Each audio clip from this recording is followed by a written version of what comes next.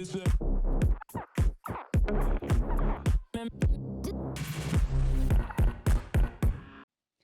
up, guys? Welcome back to the Social Standard Podcast. My guest today is Udi Ledergor. He is the Chief Evangelist Officer of Gong. And prior to that, he was a CMO, where he led the company from $0 in revenue all the way to hundreds of millions of dollars.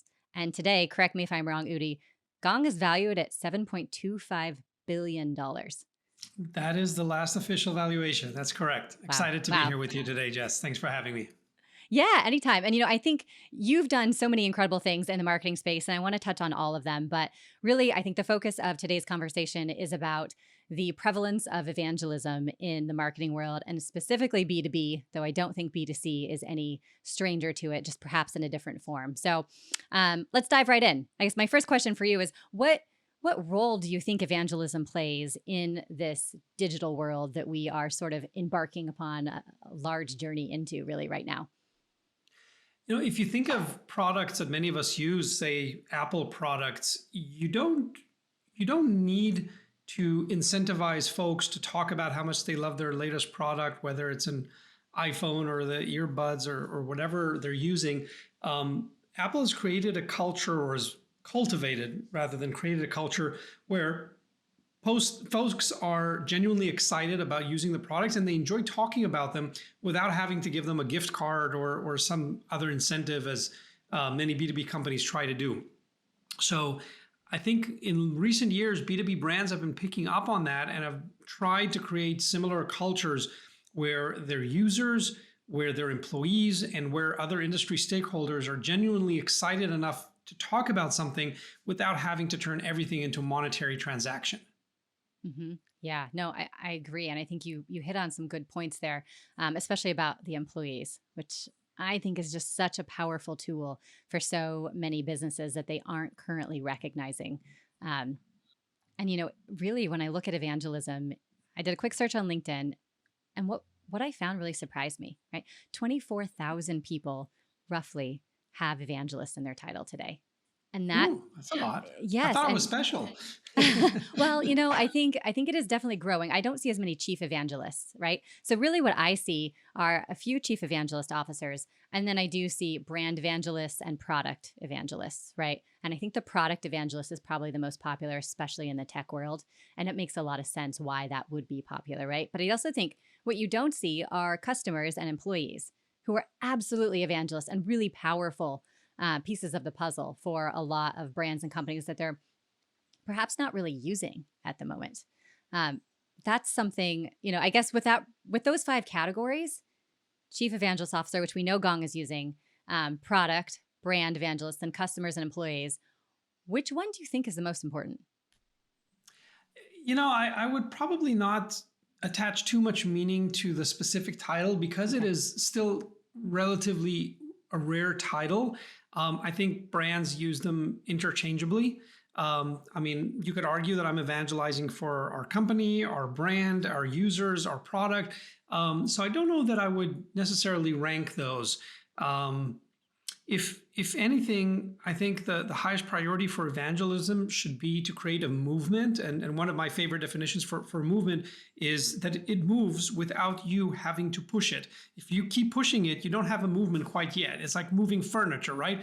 Furniture are not in movement unless you're pushing them. But a car is in movement.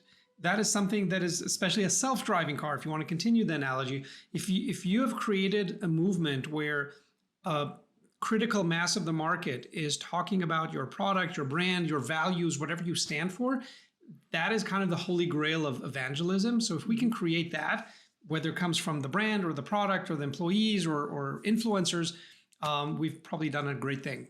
Yeah, that makes a lot of sense. So is your role as Chief Evangelist Officer really then to start the movement and help the movement reach critical mass for momentum, effectively, is what we're talking about here, right? So yes, and I would double click on that and explain, during my almost 7 years as Chief Marketing Officer, we did a lot to create a brand that people talk about and rave about, almost like, the great consumer brands that we all know. In my new role as Chief Evangelist, I get to focus on things that I really am passionate about and do them more deliberately. So for years, we've been talking about let's build an influencer program, but we did it in little bits and pieces that were not always as well coordinated as they could have been. But now that I have the bandwidth for that, and I'm happy to break that down a little bit further if you like, I am running a well-organized influencer program, and we're seeing the impact of that. We're seeing the folks in the industry that have a lot of following amongst our customers and prospects talk about Gong, participate in our webinars about Gong, use Gong with their teams, talk about Gong at their other gigs. So I think there are ways of doing this with and without having someone dedicated with the title evangelist. Definitely a lot of companies are doing great things without having a full-time evangelist. Things happen that we could get to the situation at Gong where we do have a chief evangelist in my form. But definitely we did a lot of these elements when I was chief marketing officer. They were just spread out across the team. And there's many ways of doing this. Mm-hmm. That makes sense. You are chief of all of the evangelists, right?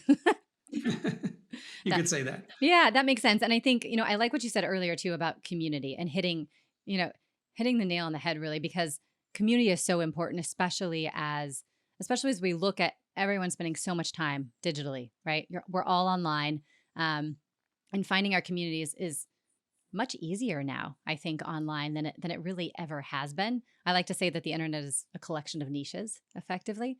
But that sort of leads me into like, how do you discover who your right fit customers are for evangelism? Because there are going to be people who are fanatical, but maybe don't have the digital presence to push things out.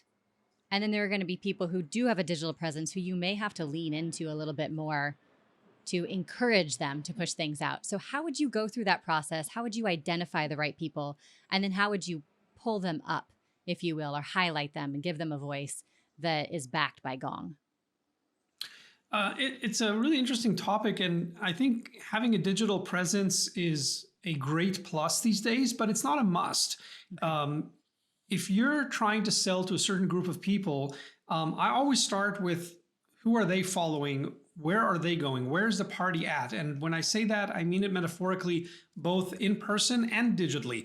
Yes. So in certain industries, they still operate on local user groups and local meetups, and actually going to those conferences, whether they be formally organized or that just everyone in that area meets up at the same pub every Thursday at 6 after work.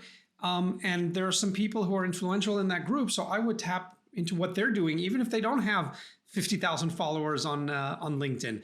So it depends again on who you're selling to and where they hang out. Reaching out to folks who do have that following amongst your group, it's a great plus, and things online tend to be easier to measure and easier in terms of visibility, and you can pull up reports and dashboards to show what they're doing and what you're doing.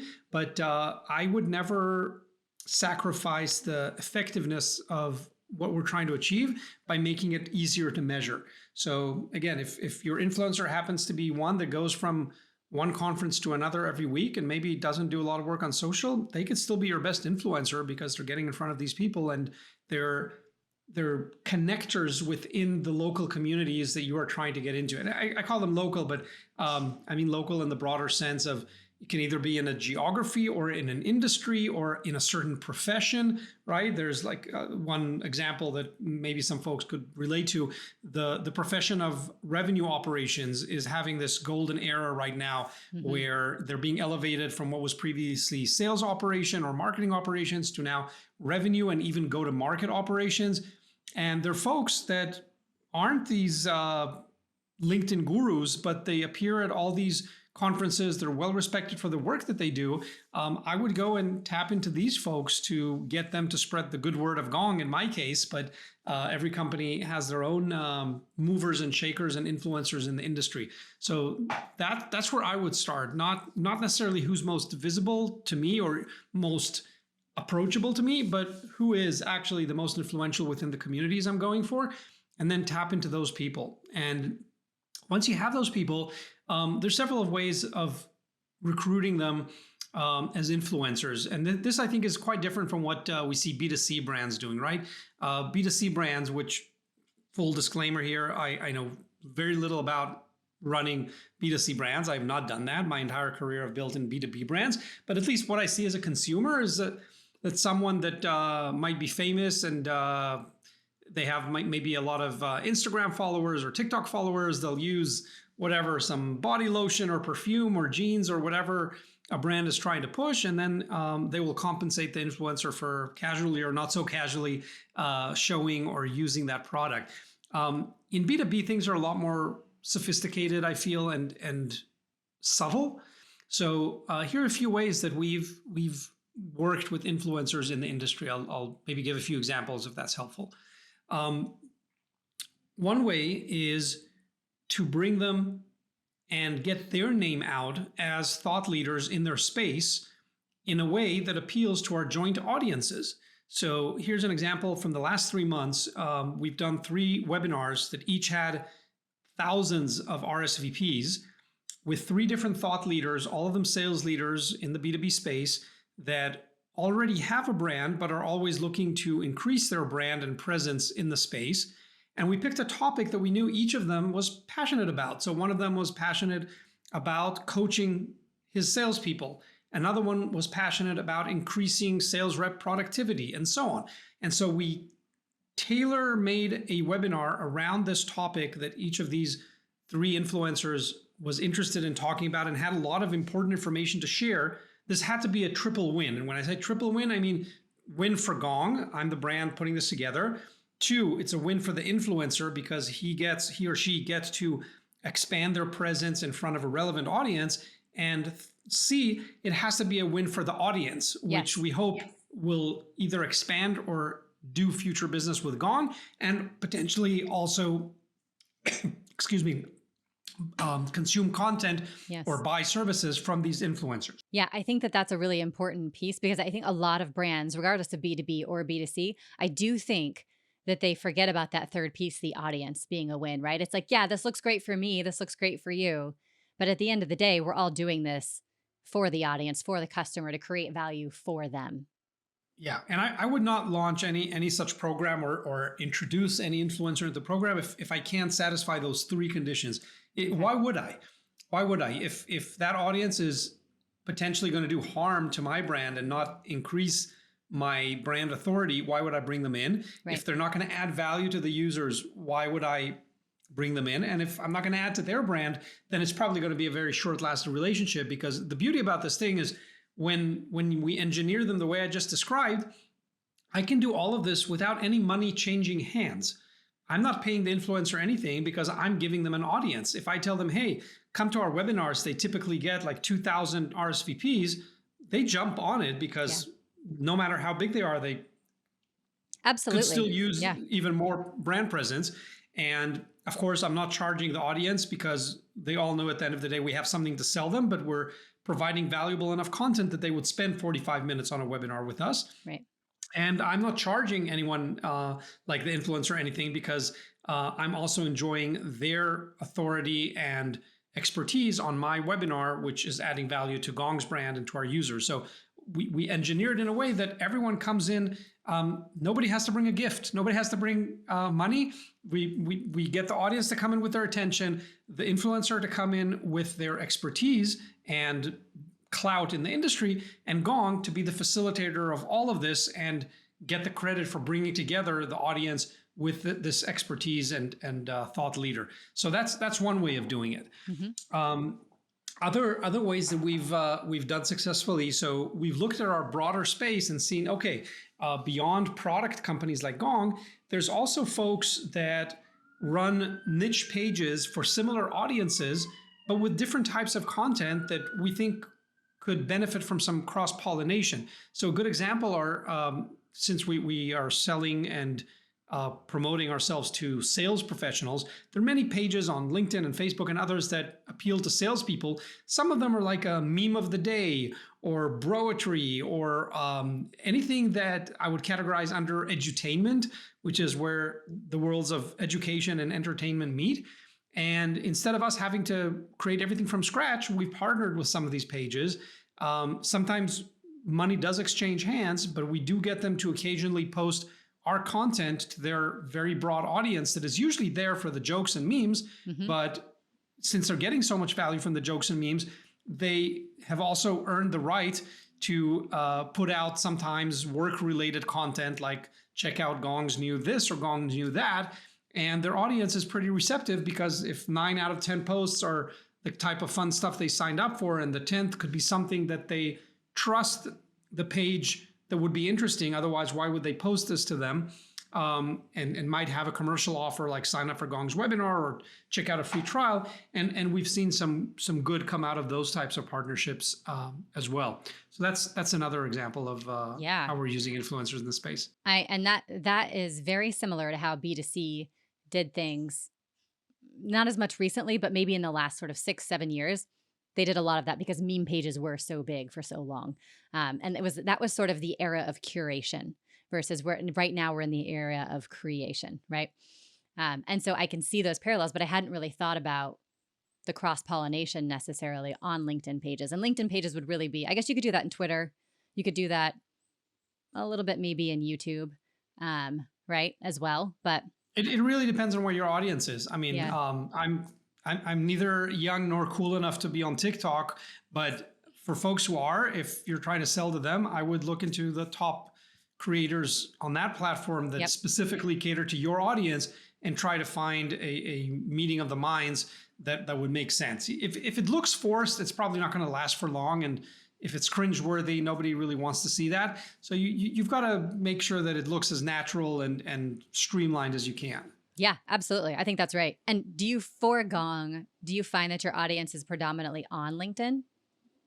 Yes, that is the reason why we're there. So in the early days at Gong, I've been at Gong for over 7 years now, we actually tested content on a bunch of different platforms. And to this day, we are on a bunch of different platforms, but LinkedIn won by a landslide. And anyone who's in this world will nod in agreement, because salespeople literally just live on LinkedIn with the tab open all day. They're either looking for their next prospect there, or their next job there, their next deal, their next partnership. If I'm hiring, I'm looking for talent and employees.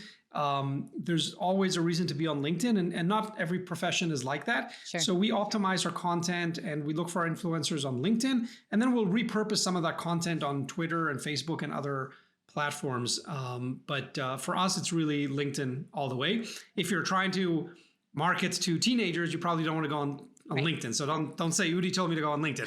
That's for a very specific audience and a very specific profession and generation. Yeah. And I think that we're seeing a lot more people spend a lot more time on LinkedIn in all industries, not just salespeople. But I can see why you guys had success on with the target of salespeople on LinkedIn. And probably that was successful years ago even, right? So if you've been now at Gong for almost 7 years, at what point in your sort of journey as CMO did you decide we need to lean into influencer marketing? I think it was probably in the second year or so that it actually started bearing some fruit, because in the very early days, especially if you want to create a sort of win-win-win situation like we discussed, any self-respecting influencer is probably going to want to wait until you can actually offer something in return before they're willing to give you part of their reputation or put some of their reputation on the line to help you. So in your early days, if nobody knows who you are, if you're a first-time founder or this is a very small company with very few customers, you're probably not going to get the big names wanting to work with you, even if you could offer them the money that you can't afford. And so I would say in the second or third year, once we started establishing our own brand and we did stand for something cool that people wanted to be associated with, then it was easier to get those influencers to work with us. Now, 7 years into the banking of this brand, it is relatively easy. Literally, sure.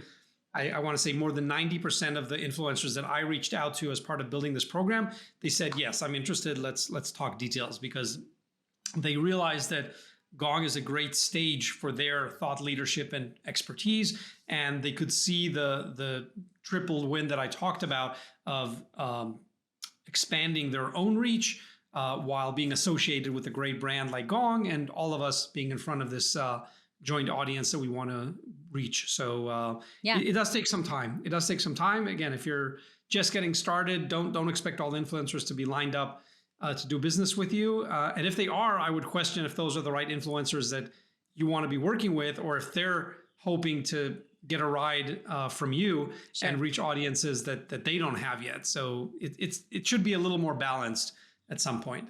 Yeah, and I think it is. But, I also think that the world of influencer marketing in 2023 is a lot different than it was, 6, 7 years ago. Right. And I think that consumers almost expect brands to be partnering with influencers as a way, as a way to communicate with them. And I think a lot of people actually seek out that content. So it does feel a little bit more balanced in that scenario. But I also think a lot of brands are willing and able to pay for influencers to post about their product. And I think what you're referring to is a little bit deeper of an integration than a pay to play. And that this is sort of my working theory on B2B, and what I talk to a lot of our clients about is how do we go beyond pay per post? Right? Like, I know that you guys understand that. I know that's what B2C pushes in your face all day long, but we have to form, ambassador style programs, evangelist programs. We've got to go deep with that and make it mutually beneficial, because otherwise this really just won't go anywhere, because you don't just turn around and buy. I'm sure no one sees a LinkedIn post and buys Gong, No, right? no. And So with all the allure of having Kim Kardashian talk about Gong once, I doubt that beyond that initial spike of interest, it's going to drive any meaningful business. But having sales leaders who I'm cultivating relationships with and occasionally bring on a webinar and occasionally take a quote from them and put it on our website or have them on our podcast. And I know that even when I'm not in the room watching over them, they are speaking about Gong because they see us as a true partner. That's the type of relationships that I'm trying to create. And every time I do hear about these moments when I'm not in the room and these influencers talk about us, that makes me happy that we've built something significant with them. yeah, oh, absolutely. I agree with that completely. And what do you think about, so you mentioned the webinars as one sort of strategy that you have used to hit your three-pronged approach. What else do you find, right? Because I think how do you, or maybe a better way to ask that is, how do you go about developing relationships beyond a webinar, beyond a post? Do you guys host events? Do you give early access? Like, how does that look? We do. So we do quite a lot of events at Gongs. I would say dozens of events that we participate in annually. And of those, there's probably a dozen or more that we actually organize ourselves. And those are great opportunities to bring speakers that are either customers or partners and evangelize them. So one example could be, I'll start from the sponsored events, which almost every company does. If we get a speaking slot at, say, a Gartner or Forrester conference, the obvious choice would be to get me or someone like me from Gong on stage and talk about our latest and greatest, but that's kind of the obvious that everyone would do. So instead, when we can, we'll stay off the stage, but we'll put a customer on stage telling their success story with Gong, and by proxy, elevating Gong to that audience. Because if their peers are sitting there, they're going to drop their guards when they see someone like them on stage talking about their success in business, solving the same type of problems that the audience members are trying to solve, and they happen to do it with Gong. That's a way more compelling story than if the chief evangelist from Gong is standing there on stage and pitching his product all day. Mm-hmm. So that's one play that we do. Another is in the first party events that we organize, and this can be either a intimate dinner for 12 or a large event that we do at the Chase Center. We will bring customers and influencers, again, that they want access to that audience, and we want to be associated with their name, and we want the people that they trust to trust us by proxy. So we will bring them, put them on stage, again, ask them about things they are passionate about that at some point have some overlap or meeting of the minds with what Gong is doing and our agenda and our audience. And then we'll create that link in the minds of our audience there. We've done this in the past with analysts from Forrester. So we've brought some of our favorite analysts to our events to speak on stage. And while their professional ethics prevent them from explicitly saying you've got to buy Gong, they will get about as close as they can to that by explaining how the shape is, how the market is changing, and how companies like Gong are doing so much to bring the future to, in our case, revenue teams. And people make the connections. They can do the 2 + 2 in their own heads. If there's this prominent Forrester analyst sitting on a panel at a Gong event talking about all the changes in the marketplace that Gong just happens to showcase in their product, then he must think it's a good idea that everyone uses Gong. So that's another way we've done this. Another maybe slightly different twist on that I've done is I've actually hired the person who now creates a lot of our thought leadership at Gong was a former Forrester analyst. And instead of having to go to analyst and work with their kind of slow cycles and very expensive cycles of creating a thought leadership report every time I wanted to, I hired one of their analysts. He now works for Gong, and he can create this content much more rapidly, much more cheaply, much more biased toward Gongs when we want it to be, with that same style. We can't call it a Forrester report anymore because he now works for Gong, but he knows how to create that type of content that creates a lot of trust, just like Forrester and Gartner and the other analysts do. That's a great idea. That's really, really well done. So he's a full-time, he is or was a full-time employee of Gong. Yep, correct. Wow. Wow. I've thought about that vis-a-vis journalists, but the analyst angle is super, super powerful. Journalists are going to know how to tell a great story, and many of them have connections in the media. So that's helpful if you need that sort of connections. Again, if you're selling to like business software to decision makers who occasionally also look to Gartner and Forrester and those analysts to lean their decisions in a certain direction, then might as well take one of those people and have them on your side full time. Yes. And I imagine it is a little bit easier to get someone to come to your company full time if you are always appearing in the upper right corner of the magic quadrant, right? That is correct. That's good. Funny you should mention that. Literally today, the day we're recording this, G2, which is the sort of the online analyst, came out with a new grid for revenue intelligence, and Gong is at the very top right above everyone else in the space, which makes us very happy. That's exciting. And G2 is basically, it's a Yelp for business software, effectively, right? Just for those who I'm not sure they'd love that definition, but I'm with you. Okay, yes. But it's a very interesting platform and very meaningful. I did see that on your LinkedIn this morning, so congratulations. And it seems like Thank you. Gong is also doing quite well, even considering economic downward pressure, right? Because you guys have a tool that would help propel further revenue, even in an economy that's a little bit tighter like this. So yes, and maybe there's a lesson right there, just because if you checked 18 months ago, part of our product differentiator and pitch was that you can onboard your new reps faster than ever with Gong, and we can slash 50% off their onboarding time. But that message would fall on deaf ears if we tried using it now, because very few companies are onboarding many new salespeople this year. So we quickly pivoted the way that we describe Gong to connect it with what people find most important right now. And that could be improving your reps' productivity, gaining more efficiencies, make the CFO happy. The boards are asking you to cut burn. Here's how Gong can help. So we're taking the same product. Of course, it's evolving every day and every year, but essentially taking the same product with what it did last year, which could help what was important back then, onboarding the 1,000 new reps that you were hiring, to making the reps you have on board now more efficient and productive. Sure. Yeah. Relevant messaging is always going to be key to success, right? I get that fully. That's interesting. Okay. So you guys so what I'm hearing is you've done subject matter experts, you've done influencers with digital presences or IRL presences, and then you've also leveraged thought leaders such as analysts and the like. Now that makes sense as far as general influencer marketing goes, but when it comes to customers, how are you finding the right customers to elevate, to become evangelists for Gong? Yeah. So when we look for customers who could become great evangelists, we look for a combination of a few things. I'd say the top three, to simplify it, would be: one, a recognizable brand name, but I don't mean that in the obvious sense of, oh, it's got to be a Google or an Amazon, because actually you'll find that the more recognizable the brand is, there's two problems with that. One, their corporate policy probably won't allow them to endorse vendors.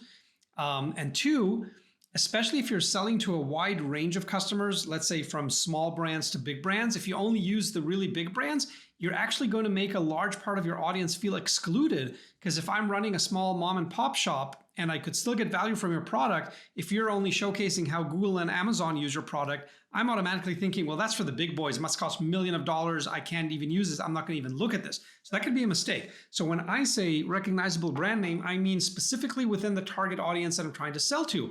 And if I am trying to sell to SMBs, mid-market, enterprise, and strategic, then I'll want to pick representative of all four of those segments or any segments that I'm selling to make sure that my audience can relate to the brand name. So it's recognizable to them. If they're, I don't know, if they've got a mall store in Wisconsin, I should go with another mall store in Wisconsin so that other stores go, oh, if they're using them, maybe I should look into them too. So that's number one. Number two is to get someone who's just a good speaker, because you could always just take a written testimonial if that's all you want. But if you want to truly evangelize someone, you want them to be able to speak on your behalf when you're not in the room to guide their every word. You want to be proud to put them on stage, proud to make a webinar with them, record them for a podcast, put them on your website. So you do want someone who's a good speaker and is excited to do this. And many times there's lots of folks that actually do have a passion for public speaking, but it's not part of their everyday job. And if you can give them a glimpse into that, they will actually enjoy doing it for that reason alone, because they miss being able to do that as part of their day-to-day job. And then the third part, of course, is ensuring that that customer has a real success story to tell about using your software if we're evangelizing customers specifically, right? Because some customers, not every customer is going to be a huge success story. It's just facts of life. Some of them are just going to be kind of meh. You want to really pick out from that group of great success stories where maybe they did something that was counterintuitive with your product. Maybe it was a unique use case. You want to make it relatable in a broad sense, but you also want it to be an interesting, great success story. So if it's just like, yeah, we installed the product, it did what it said on the package, that's not a very exciting story. But if they can come say something like some of our customers do, yes, this increased our win rate by 15%. This was amazing. Or this allowed us to work with 20% less reps this year, which is exactly the efficiency gains we were looking for. Or this allowed me to get my promotion because I could prove the value I was bringing to this organization with the help of Gong. That's a great success story. So you want those three parts of that holy trinity. You want a recognizable brand that's relevant to your audience, a great speaker who enjoys doing this, and a great success story that they can evangelize with. Yeah, absolutely. And I think that makes sense. I'm sure there have been instances where you have all three of those, but a customer who is a little on the fence about whether or not they feel comfortable evangelizing, right? I mean, has that been an issue for you? Have you ever had to convince someone that, hey, no, we really want you to do this? And if that is the case, how did you do it? So there's kind of a waterfall of evangelizing opportunities, if you want to think about it that way. And there's products that help brands kind of organize all these together. And you could also start small and just do it in a big old spreadsheet or put it in your CRM. So getting someone on stage is kind of a high bar, right? It's very out there. Not everyone's going to be comfortable with it. For some weird people like me, it's easier to actually be on a stage in front of 500 people than have a conversation one-on-one. I get more nervous from the one-on-one than being up on stage. So me too. I don't mind doing that. But most normal people are kind of the opposite. So they might actually get stage fright. They might need some guidance. Maybe they just don't want to do it. So there are other ways of using someone who has a great story to tell, but cannot or will not get on stage. You could ask that person, well, I love what you have to say, and I understand that either you're uncomfortable or your corporate policy forbids you from getting on stage with us. Do you mind if we send you up to once a month a reference call that someone calls you to hear about your experience with Gong? And then they'll go, oh yeah, I'm totally comfortable with that. I just can't go on stage with you because my employer, I can't have them see me on social media doing that. So we've had many of those. That's one good example. Sometimes folks they just don't have the time for it. And then we'll say, okay, you know what? We'll write a short quote or prepare a short presentation on your behalf. We'll let you take a glimpse at it. If you're comfortable, can we use that in our marketing materials? And then many times they'll say, yeah, sure, we can do that, as long as you don't don't be a time suck on my precious time. So there's many ways of doing that. Don't let a good opportunity go to waste. If you know that someone meets those criteria, they've got a great success story, especially if you're in early days, you don't have 2,000 customers to choose from. Take the ones that you have and find a way of making this work. There's almost always a way of making this work. I'll give one other example. It's related to evangelism, but it really goes into sort of the niche of customer references, which are hard to get in the beginning, and they're hard again when you're launching a new product or into a new market. You need customer references quick for that. And so we found that by marketing and sales working together and offering a special marketing discount, so they have an a la carte menu that says, hey, my boss approved that the sales rep might say something like this to you, Mrs. Customer. Hey, Jess, so my boss approved a 10% discount. That's the most that he can do. But marketing is willing to sponsor an additional discount. And here's what that looks like. If you agree to be in our press release after you've been using the product and you're happy with it in 6 months, that's another 5% discount. If you're willing to fly out once a year to speak at an event, that's another 3% discount. And if you're willing for us to put your quote on the website, that's another 2% discount. So I just showed you how you can earn an additional 10% discount sponsored by marketing if you sign up for these things. And many customers will do that because they enjoy it anyway. They would have done it even without the incentive, but now they can go back to their boss and be the hero or the heroine of the day by saying, hey, I just earned us another 10% discount by agreeing to join their referral program. Yes, exactly. And that's been one of my theories about B2B influencer marketing forever is it's like yes, it does take time away, especially if you're going after like C-suite or more senior officers in the company, which are really, you want those recommendations, right? And they do have to justify why they're spending time potentially growing someone else's business. And I think the fact that you can go in and say, look, I saved 10, 15% by doing this, nobody's boss is going to say, why'd you do that? You're going to say, oh, great. Can we do that again? How else can we figure out how to leverage these sort of discounts everywhere? Because that adds up. I mean, B2B products are not cheap. And so 10% is meaningful. There's no doubt. 100%. And of course, we've all been in situations where folks are trying to make it a quid pro quo situation where, I'll evangelize this, but I really want an intro to your sales leader to look at our product because we think you could be using this as well. So sometimes you'll fall into those situations, which do end up being mutually beneficial at times. Yeah, exactly. I mean, everyone's got a little bit of something to ask for. So if it works out really well, perfect. If it doesn't, no worries. Now, have you guys seen anything or have you used any sort of tools? I'll use this word even though I don't love it, that help you identify who current customers are that may have a big digital footprint that you just don't know about? Because otherwise it's a bit of a manual process. I'm probably too far removed from the everyday tools that the team uses to give you an honest answer. So I don't know. I don't think there is one. That's why I'm asking. I don't know that there is. I can tell you that when I started building the list of influencers that I was going to reach out to, I just asked someone on one of those gig platforms to go and look for the social follower account of these folks and their emails and LinkedIn profiles and other stuff, just to save me the manual work. So nothing too glamorous going on there. Yeah, but you know what I mean? I think a lot of it, especially because APIs are so blocked on platforms like LinkedIn, it is a bit of a manual process. And we even find that, though I do think LinkedIn is wisening up to some of that. And they're making it a little bit easier these days to find some things. But yeah, I think that's right. And I truly think that a lot of influencer marketing, people don't necessarily want to hear this, but a lot of it is manual. And I encourage people to do it manually, at least in the beginning, because it opens you up to so many different conversations that are happening online that are relevant for your brand. You understand how these people are talking, what's important to them, how they like to share content, how they like to interact. And if you want to be part of that community, you really need to study it from the inside out. And it's a lot easier to do if you get your hands dirty.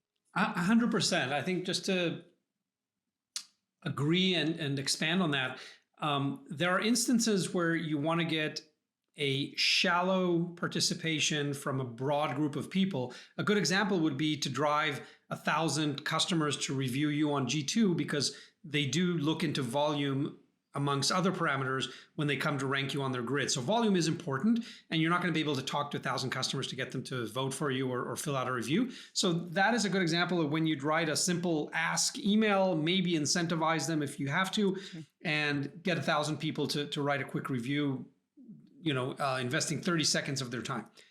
There are going to be other instances where you want a deeper relationship with far fewer influencers, and no self-respecting authority in your field is going to respond to a generic email that it's clear that you've sent out to 5,000 people in your space. They're not going to even acknowledge it. Exactly. So that would be the wrong approach. In that case, absolutely, you should build a very specific outreach to explain to the person, let's say that's me, why are you reaching out to me? Why do you think I would be a good choice for your program? What is in it for me? What type of commitment you're asking me for? And then asking if I'd be interested in learning more. But you've got to show me that you know me, got to make it highly personalized, because I'm not going to respond to anything that has your unsubscribe link at the bottom because you just sent it out of a generic email marketing program. Exactly. And that's the exact same thing that we see in B2C all the time. Micro influencers, sure, you can blast them, but if you want to talk to people who are north of 200,000 followers, you have to put in the work, right? You got to build 100%. a relationship. If you're not going to put in the work, why should they? Exactly. Yes, that's well said. Absolutely. I will probably use that in my future pitches, in fact. Okay, so we've covered, I think, subject matter experts, influencers, research analysts, customers. What about employees? Employees, I think, are still an untapped group of potential evangelists. And I can tell you how we really tapped into that group at Gong. So in the early days, I was employee number 13 at Gong, which meant that before me, there was 12 engineers.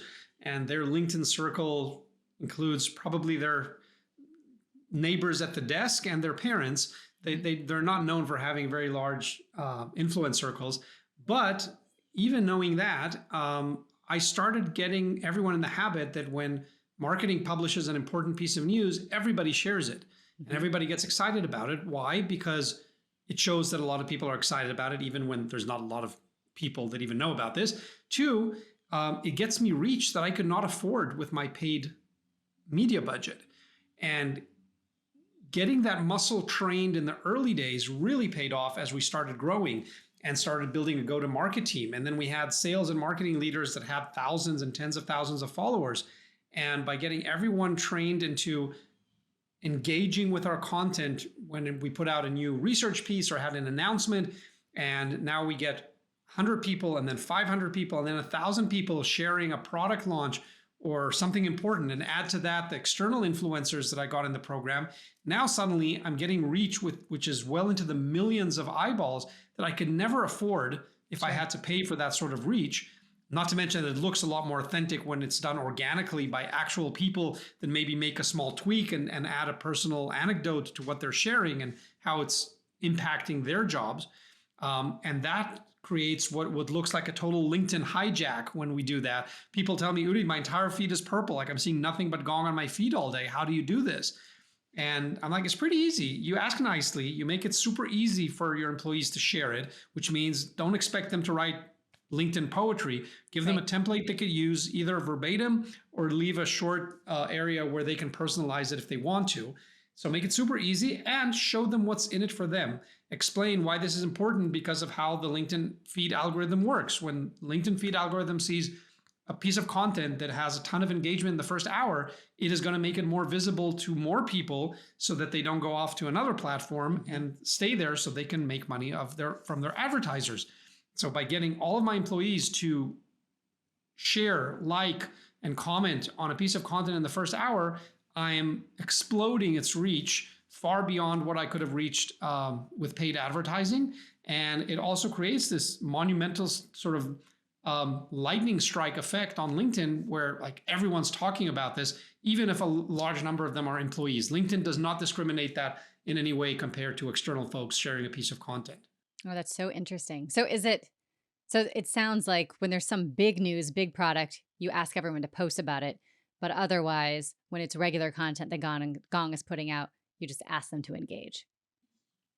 Yes. And I would also say there's one more part of that, which is today it's kind of common, but when I joined Gong 7 years ago, it was not as common. When I joined, it was the time where companies were still figuring out who owns their social media and asking their employees to approve every post related to the company and not just post whatever they wanted. And we were very, very much in the opposite view even back then. And we were encouraging our employees to create their own content. And if they want any help or a set of eyes on it before it goes out, by all means, show me, I'll help. But it's not a requirement. You own your social media profiles, not your employer. You get to take those followers with you. You get to post whatever you want. Within reason, of course. If you're going to disparage your employer, you might want to rethink your strategy or your employment horizon. But we encourage our employees to create their own brands and incorporate Gong into them. And when they do it in an authentic way, and so many of our salespeople and marketing people and SDRs have done this over the years, sharing great content about their journey and about their daily frustrations that were very relatable with other people in their profession, and occasionally weaved in how Gong genuinely helped save the day, or how they were able to go back and find something that without Gong would have been impossible to trace down.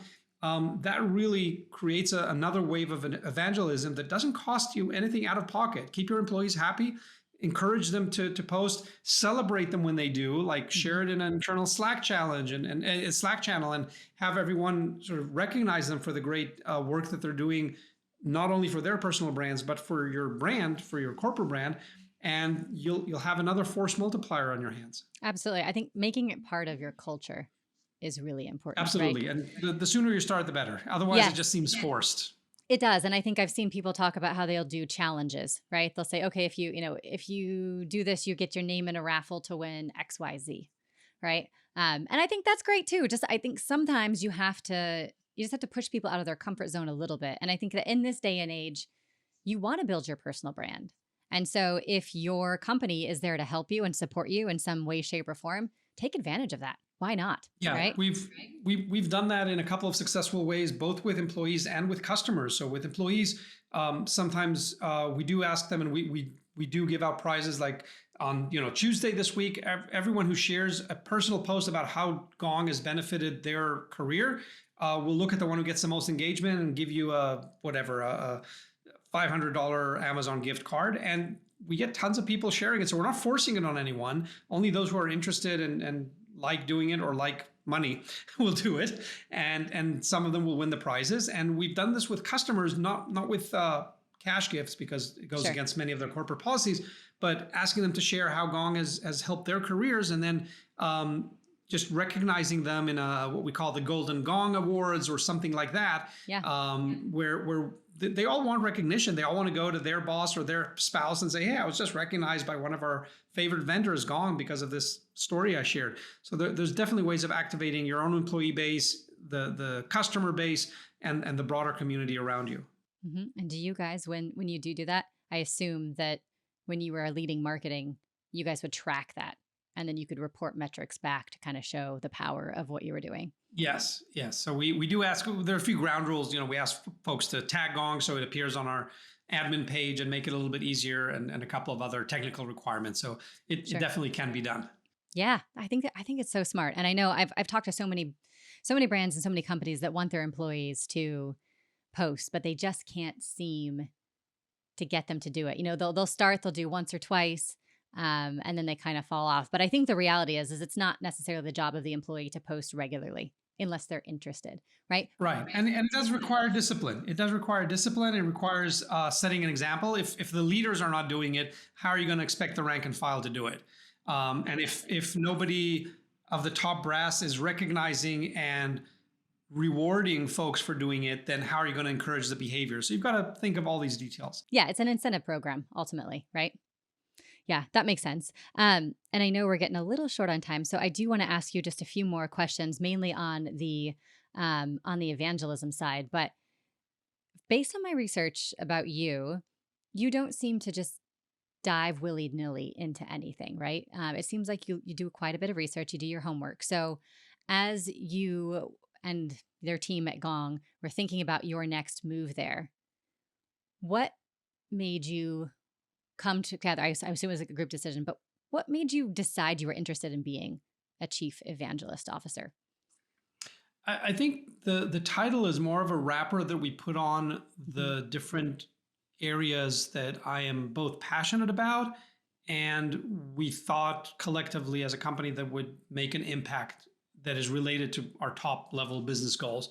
And we knew that this year we're launching a major new product, Gong Engage, and that we needed a lot of help on the marketing side from influencers, specifically from customers, evangelizing this, creating thought leadership, speaking at multiple conferences around this. And all these are things that I personally am passionate about doing and enjoy, and I think can do fairly well. So that's kind of how we went about it. We listed all these things, picked the top few that I was going to focus on, and then I got the fun job of picking a title that the CEO could live with, and Chief Evangelist is what I came up with.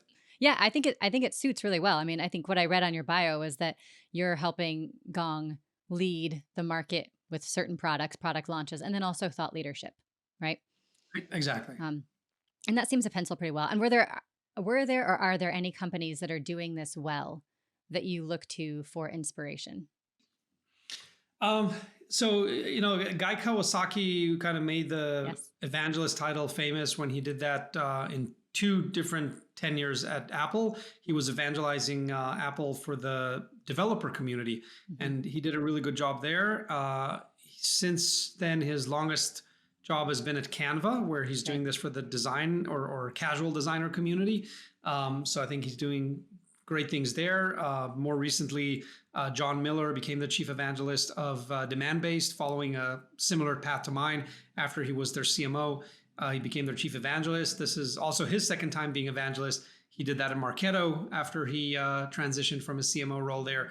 I think these are all examples of companies that are getting it right, putting good people that know how to evangelize, and getting the most out of this community building and this Yes. follower community.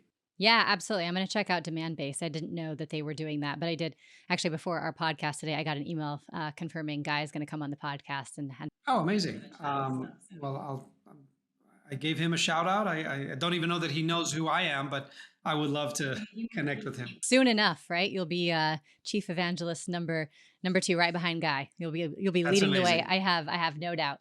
Well, yeah. I mean, I think evangelism to me is I understand that it's very new, right? Sure, Guy sort of set the path, put the wheels in motion back in the 80s, but I think the reality is that where we're at in the way that business leaders show up online today and where everyone feels like they need to have a personal brand, I do think that we are on a path towards many more companies leaning into evangelism, if that's having chief evangelist officers, if it's having 5 to 10 product evangelists, whatever it is. I do think that we are on that path. So, my final question to you would be, do you agree? And if so, where do you see evangelism heading? I do agree. I think evangelism is probably going to become more widespread, whether or not people actually assign the titles to people. I think evangelism, just like if you look at what a typical marketing team deals with, they've got the inbound and the outbound, the events and the social and the PR. I think evangelism, in its different names and forms, is going to become a more and more standard and common part of the marketing mix, whether you have a full-time person or not dedicated to it. And I think people are going to come up with ever more creative ways of evangelizing all the different types of stakeholders. We talked today about some industry influencers, we talked about employees, and we talked about customers. There's probably others to think about. How do you more systematically mobilize your investors? How do you evangelize, especially if you're eyeing a next round of investor to that community, or the public markets if you're eyeing that market? There's many more dimensions of evangelism that companies need to consider. And I think the whole company benefits when you've got a large number of relevant stakeholders thinking and talking and acting favorably about your brand. Yeah, I agree. And I hadn't considered the um, investors as evangelists. That's a great one as well. And I think, There's more. There's the talent market. You want to recruit yeah, the best of the best to your company. You want to create a great employer brand. That's also something many companies are investing in these days. And we could go on and yeah, on. absolutely. Yeah. Well, I think the net is that we're on the cusp of something big. It's going to be very powerful, I think, in B2B and also the B2B space. So I'm excited that we got to cover off on where we're at with this. I appreciate your time. And Udi, it was a real pleasure. And I hope that we can check back in about a year and see what sort of groundbreaking things you're doing then. Sounds wonderful. Thanks for having me again, Jess. Thanks.